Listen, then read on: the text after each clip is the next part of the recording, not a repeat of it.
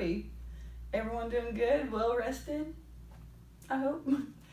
As you can see, we're going to go over the spooky season through context clues. A lot of y'all might not know what context clues are, and that's going to be what we go over today and how we use our context clues to find difficult vocabulary words through our lesson. So, spooky season. What is the spookiest holiday? We're actually approaching this holiday. Halloween, correct. Awesome. What's the best part of Halloween? Hanging out with your family and friends, seeing your friends. The best part of Halloween for me was always getting candy. I always loved getting candy, but I always had to visit the dentist a lot because I had a lot of cavities from eating all that candy. What connection does jack-o'-lanterns have to Halloween? As many of y'all might not know what a jack-o'-lantern is, we can use our vocabulary list from last week. A jack-o'-lantern is a carved pumpkin which is associated with Halloween.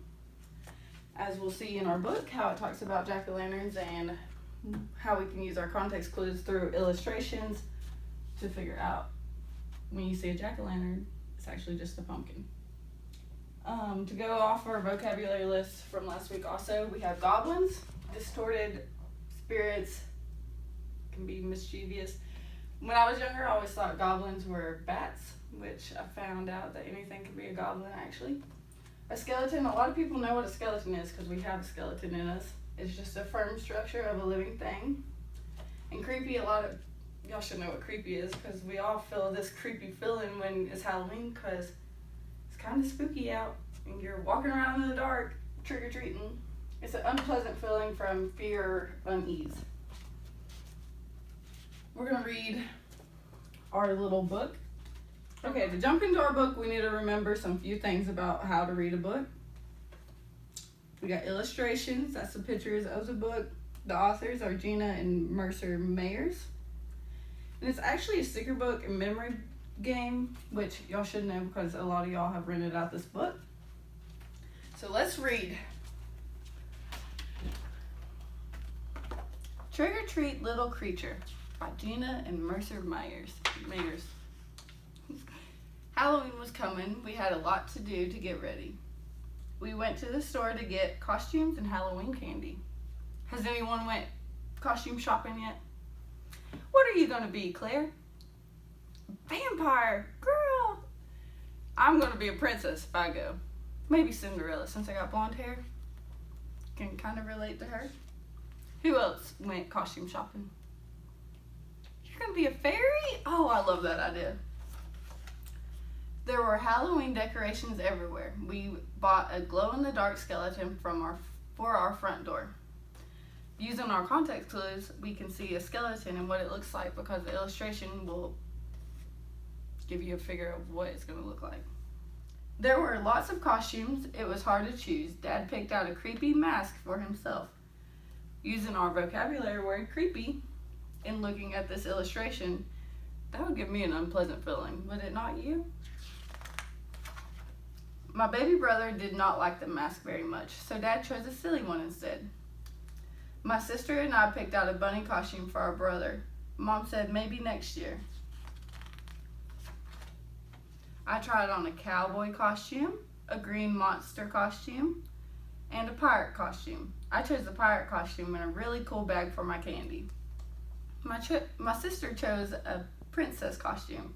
I thought she looked silly. Dad said she looked very pretty.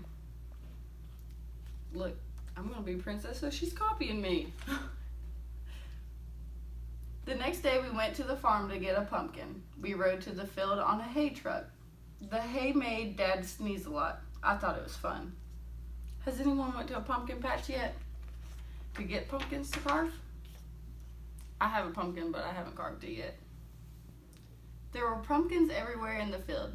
I found the perfect one and so did my sister. We had to draw straws. When we got home, we put the pumpkin on the table to make it into a jack-o'-lantern. When Dad started cutting, my sister screamed, "Don't hurt my pumpkin." So using our vocabulary words and our context clues, we can pull jack-o'-lantern out of our phrase and look at the illustration and it will show us a pumpkin. Dad drew on the face on the pumpkin instead. My sister said, "It looks cute." I said it looked dumb. That wasn't very nice of the brother, was it? On Halloween Day, we had a party at school. We made masks out of paper bags. For the Halloween party, we had an orange cupcake and roasted pumpkin seeds and orange punch. Our teacher made a real jack-o'-lantern compared to his dad drawing on his pumpkin. As soon as it got dark on Halloween night, my sister and I put on our costumes. Dad put his mask on too. Dad took us trick-or-treating. The moon was spooky and there were ghosts and goblins everywhere. I saw a lot of my friends. There were some cool costumes. One of my friends even had a costume just like mine. At the last house on our block, I noticed a hole in my candy bag. Some of my stuff had fallen out. I think my dog found it. I started to cry. My sister said, "I'll share some of my candy with you." We got home and dumped all our candy on the floor and divided it up. Mom said, "I've never seen so much candy." When y'all go trick-or-treating, do you and your siblings share? Because I knew when I was an only child, I had so much candy and I could never finish it. Just like look at all this candy. He has all this candy and he's sharing it with his little dog over there.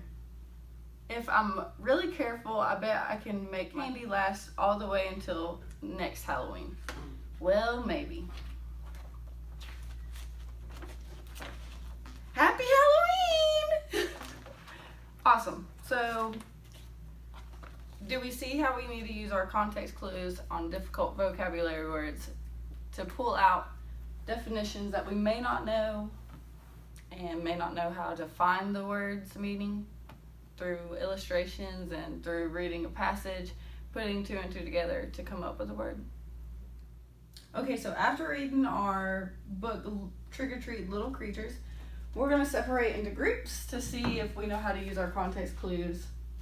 And I have a surprise after everyone's done. I'm going to name everyone off into groups. So 1, 2, 3, 4, 5. If y'all will follow me to our group.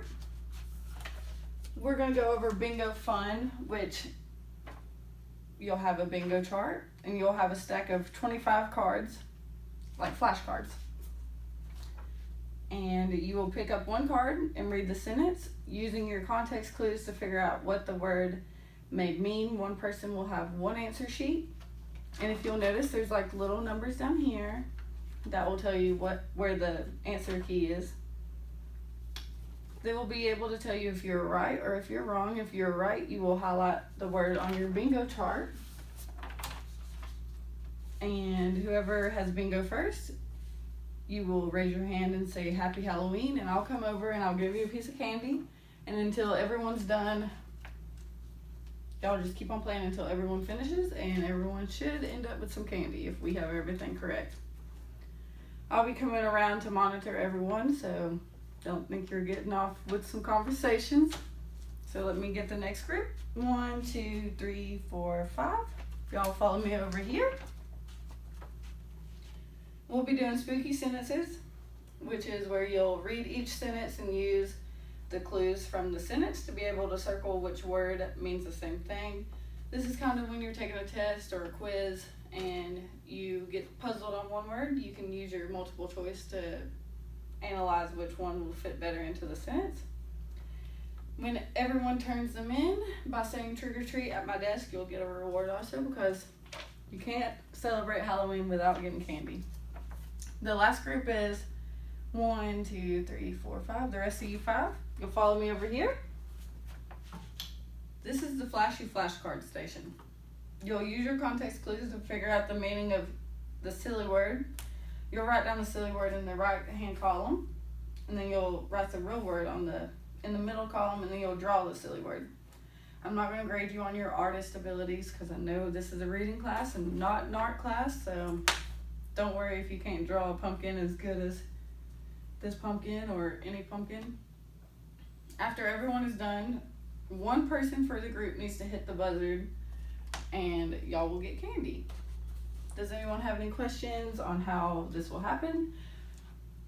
Each group will last 10 minutes and we'll move clockwise. I'll be monitoring, walking around. If y'all need help, just raise your hands and I'll be willing to help you. Okay, guys, everyone's done in their group, so find your seats again. We're just going to have a class discussion on how we can use our context clues if we get puzzled on a quiz or on a test. We need to go back over our vocabulary words. What's jack-o'-lantern, Claire? Carved pumpkin associated with Halloween. Thank you. Dylan, what's goblins? Not bats. It could be anything. Alina, what's skeleton? Firm structure within the body of a living thing. Correct. Do we all have a skeleton? Everyone do this. Ooh. Correct. Awesome. We all have a skeleton, so we all should understand what a skeleton is. Jenna, what's creepy? Unpleasant feeling. Correct. Is anyone going to feel creepy on Halloween? When we're going trick-or-treating and we're walking in the woods? What if a clown pops out? What's everyone going to do? Scream? Because we'll feel an unpleasant feeling. So we'll feel creeped out by that clown. Let's go back over the big three. As we all said, the spookiest season holiday is Halloween. The best part of Halloween is,